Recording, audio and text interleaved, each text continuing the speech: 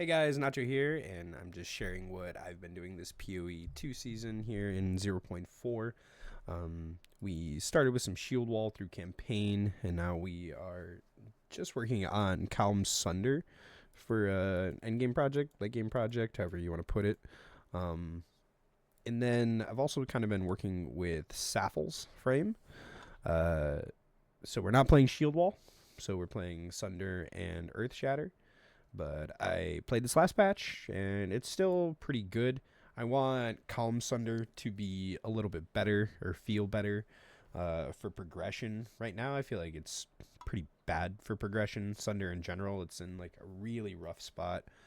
You need a lot of plus skill investment to make this skill even mapping viable, to be honest, which is a bit depressing. But it's going pretty well in general. We've kind of got up to a point where we have enough gear that it's not total ass water anymore. So just to be clear, this is not a guide.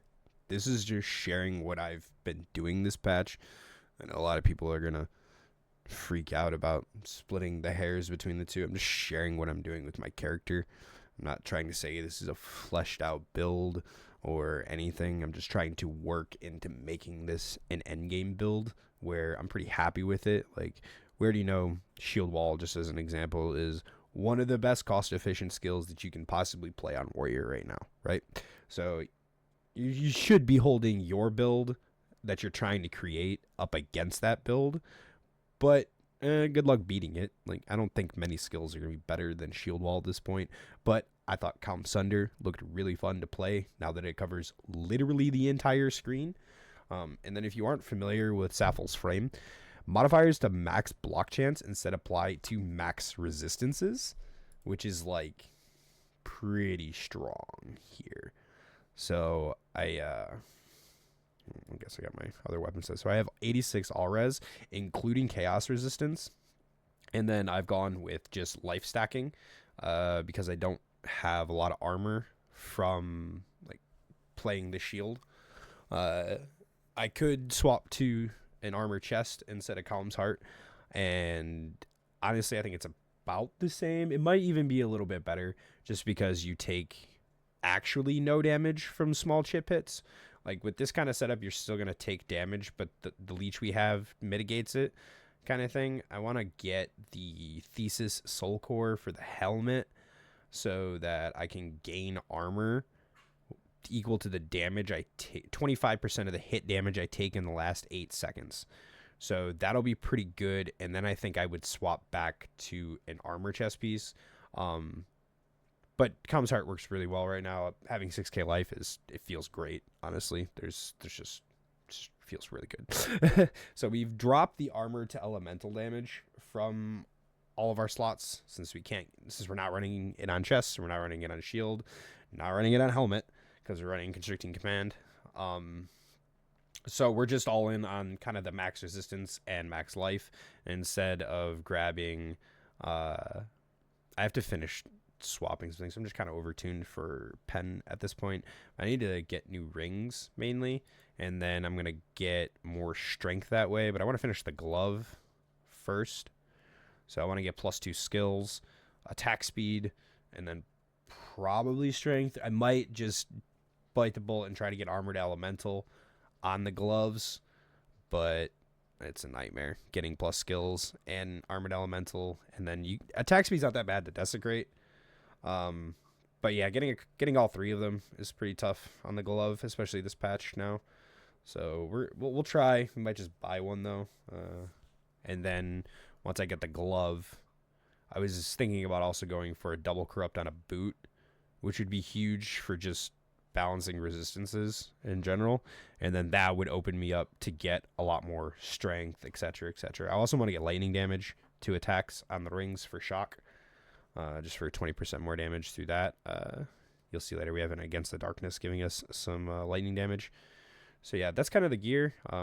Most things are just for resistances, honestly, life and resist. I want to get strength, leech on each of the rings, and then this amulet's about as good as I'm gonna get. I would like to have a different base type, anything than life regen. Genuinely, like attributes would feel great. I have almost no rarity on the build. That would feel great. Yeah, there's a lot of things that I would take here instead, but here we are. So, yeah, that's the gear.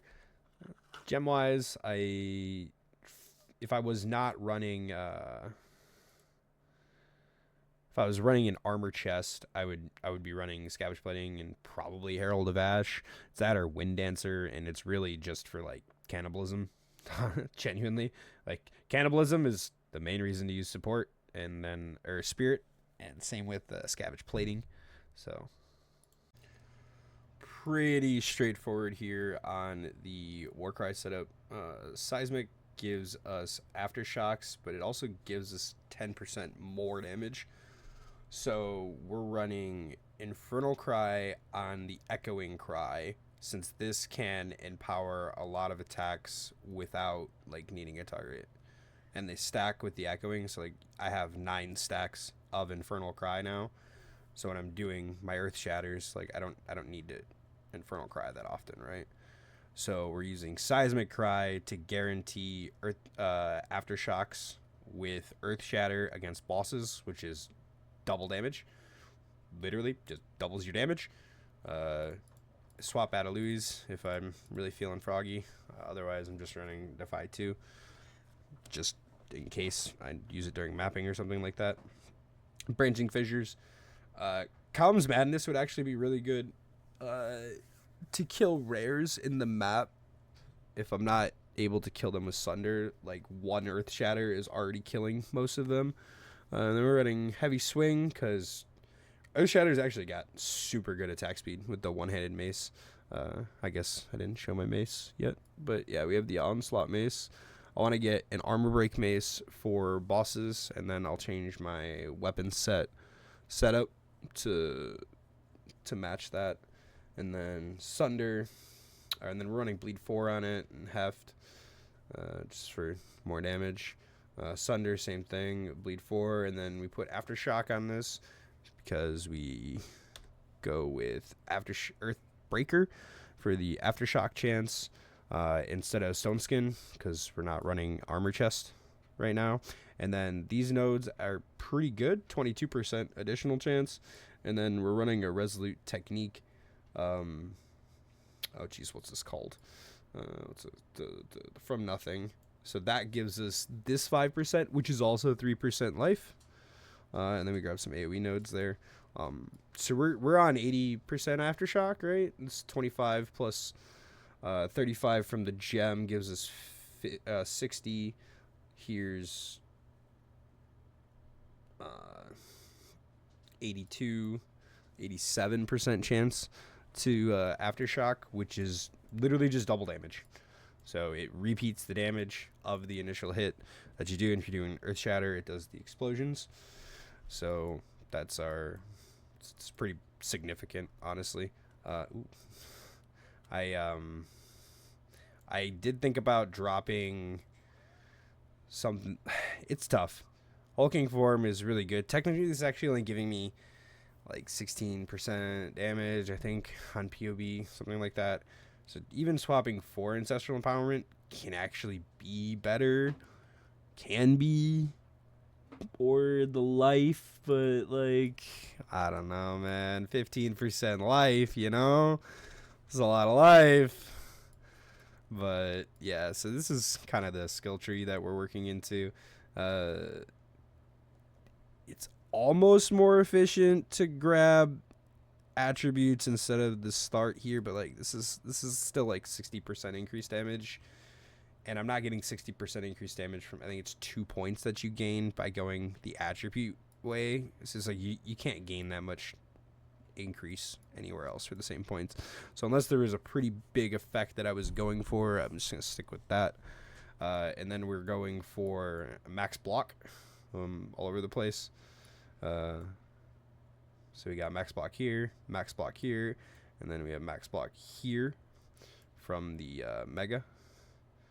So that gets us all of our max resistance for 1, 2, 3, 4, 5 points plus a jewel socket. 2 jewel sockets, I guess. But we're using this one for other stuff too. So we grab the AoE damage, immobilize damage. Like this is what, 80% increase? Yeah, 50 and 30. And then this is just some area, and then this is 3% more life with the max block. So this ended up being pretty good. Then we grab the overleech here, or not overleech, the slower leech. I was running this fast metabolism for overleech. But Cardin suggested to use this cluster instead if he was going to be using leech, and by gone darn it, he was right. It's just better. it does the job better. Straight up. I was skeptical, but it does it better. So we'll grab these AoE nodes, I think, for these two, I think, for my next couple level points. And then we're running constricting command, so we grab these clusters. This gives us lightning damage. Damage is extra. I think going for even like chaos res would be good here, or a max resistance would be good, but I don't know. It's like you get 1 resistance, and I don't even know if you can get it on the suffix. Anyways, I went for the damage is extra lightning so I can get shock in the build. Like this is going to be the main source of shock that I do, so I just need to put enough lightning damage into the build otherwise to facilitate that, and then we'll be doing that whole thing. Gem enthusiast, pretty good, just 5% life, 5% movement speed, you know, like hard to beat. Actually, I don't think I meet the dex thing. Yeah, I need to just throw some green gems, just 4 more in, just so I can get the 5% move speed. It's just an oversight on my part at this point, but I snagged this for pretty cheap. I want to grab a Sunder one for mapping, and then if I ever want to do Ubers, I'll swap to the Earth Shatter skills. But the Sunder one, people aren't killing Arbiter yet.